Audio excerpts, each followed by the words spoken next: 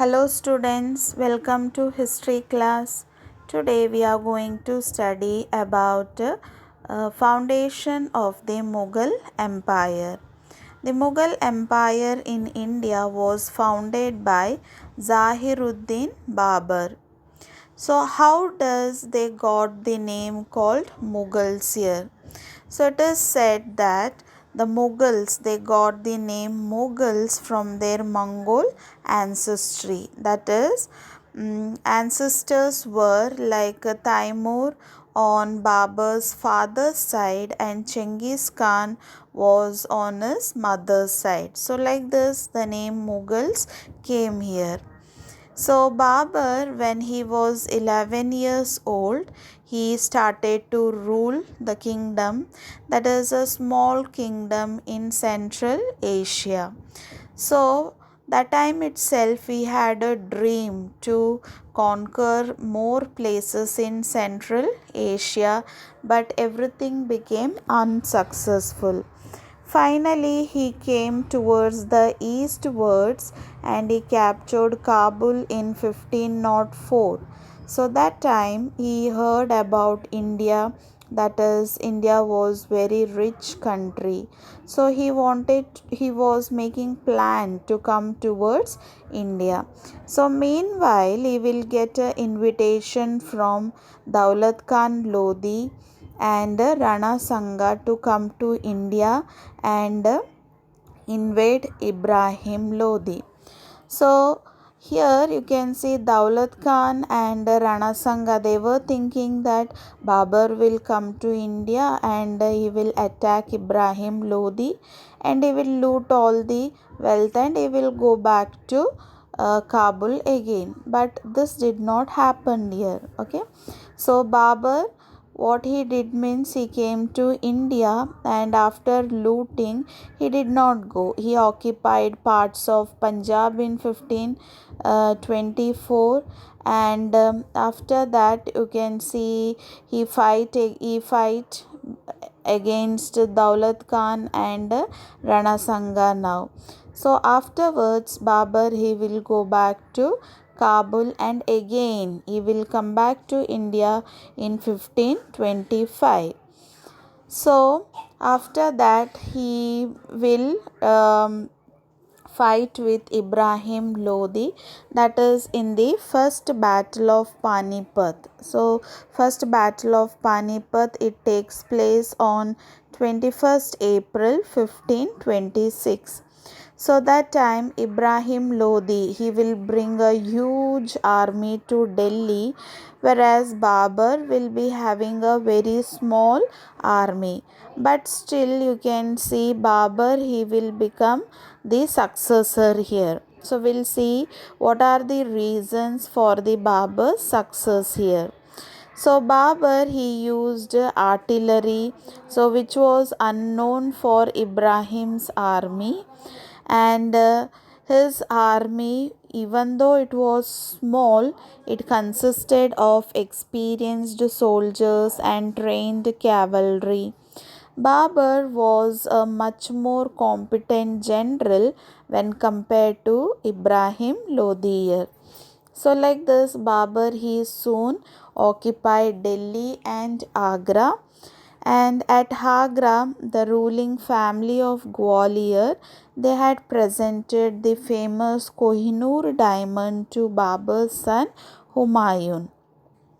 And with the conquest of Delhi, Babur he will led the foundation of Mughal Empire in 1526 in India by making Agra its capital.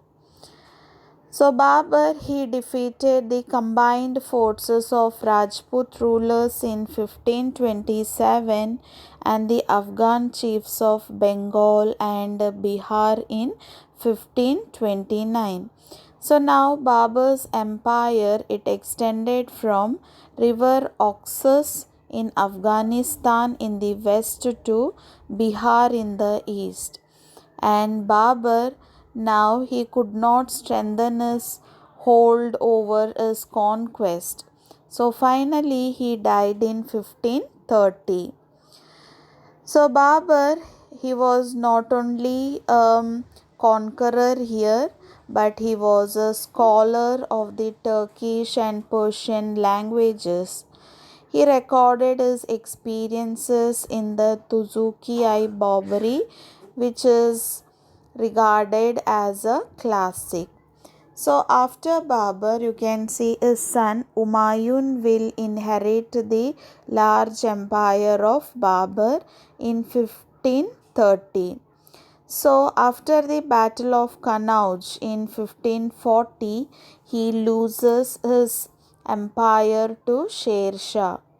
So Sher Shah, he was a chief of Bihar, and he occupies the Mughal empire here. So that time Umayun, he started to wander for 15 years, and in 1542, while he was in Amarkot, his wife Amida Begum will give birth to Jalaluddin Akbar. So later on he will become the greatest Mughal ruler. In 1555, Humayun, he will recapture Delhi again, and he re-establishes Mughal empire in India, and after that he died in 1556 after a fall in his library at Purana Killa in Delhi. So now we'll see about Sur Sultan here, that is Sher Shah. So who was this Sher Shah? Sher Shah Suri, his real name was Farid, and he was the son of Hassan Suri. He was a Afghan Jagirdar of Sasaram, Bihar. So Sher Shah or Farid, he received the title Sher Khan after killing a tiger single-handedly. So earlier Sher Shah, he entered the service of Babur in 1527, and he studied all the Mughal military techniques, and after that he returned back to his father's Jagir at Sasaram, and he got the fort of Chunar through marriage also. So now Sher Shah became very powerful in the region around Bihar and Bengal. So that time Umayun, he was very much busy in Gujarat. So Sher Shah, he captured Gwar, the capital of Bengal. So like that he gave a open challenge to Humayun. So Sher Shah, he defeated Humayun at Chausa in 1539, and finally at the Battle of Kannauj in 1540. So like this you can see Sher Shah became the emperor or Shah of Hindustan. He ruled for a very short period of 5 years, that is 1540 to 1545. His empire extended from Bengal to Indus, excluding Kashmir. So now we'll see about the administration of Sher Shah. Sher Shah, he put in place a sound system of administration. So you can see even the Mughals, they also continued the administration of Sher Shah here. Sher Shah, he gave importance to two factors, that is the well-beings of his subjects and personal supervision of administration. So he treated all his subjects equally, irrespective of their religious beliefs. Sher Shah, he directly controlled the administration and used to go frequent tours of inspection. So he was assisted by council of ministers who advised him on all important matters. Sher Shah, he divided provinces into sarkars, that is districts. So these were placed under three main officers, that is the officer in charge of finance, law and order, and army. the officer who collected taxes, and the Qazi or the chief judge here. The sarkars were divided into parganas, which were again divided into villages. So these villages were under officers who were responsible for any crime or default in payment of taxes here. Next we'll go to land revenue system here. Land was carefully measured and its yield was assessed. The state's share was fixed at 1/3 of the produce. The peasants could pay in cash or kind also. So, a proof of the assessment, each peasant was given like a document called a patta. The dues of the state from the peasants were written in a document called Kabuliyat. Sher Shah, he told his officers to be lenient in the time of assessment and to be strict in the time of collection of revenue. So his land revenue system, it could not be effectively implemented because his rule was only for a short period. So even Akbar also, he followed the same revenue system what Sher Shah had done. Next we'll see about the trade and commerce.